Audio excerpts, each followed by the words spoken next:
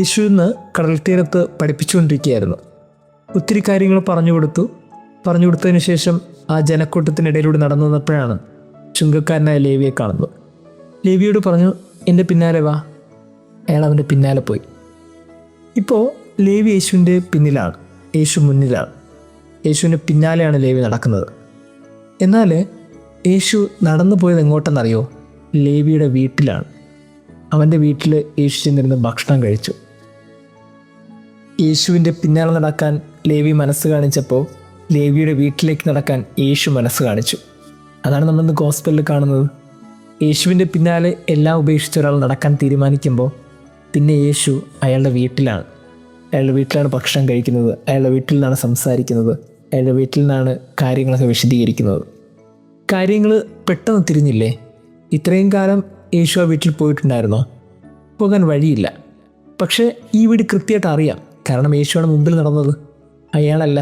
അയാൾ പിന്നാലെയാണ് നടന്നത്, അനുഗമിച്ചു എന്നാണ് വചനത്തിൽ പറയുന്നത്. അങ്ങനെയാണെങ്കിൽ ഈ വീട് യേശു പണ്ടേ കണ്ടുവച്ചിട്ടുണ്ട്, ലേവിയും അതിനു മുമ്പേ കണ്ടുവച്ചിട്ടുണ്ട്. കാര്യങ്ങൾ യേശു മുൻകൂട്ടി കണ്ടിട്ടുണ്ടോ എന്നുള്ളതാണ് കൃത്യമായ കാര്യം. വിളിക്കുമ്പോൾ പിന്നാലെ പോകാൻ മനസ്സുണ്ടെങ്കിൽ നമുക്ക് മുമ്പേ അവൻ നടന്നു പോകും. എന്നിട്ട് അവൻ കാര്യങ്ങളൊക്കെ കൃത്യമായിട്ട് ഒരുക്കി വെച്ചോളൂ. നമ്മൾ ഓർക്കേണ്ട ഏറ്റവും പ്രധാനപ്പെട്ടൊരു കാര്യം, ഇന്ന് ആ വീട്ടിൽ വലിയൊരു സദ്യയാണ്.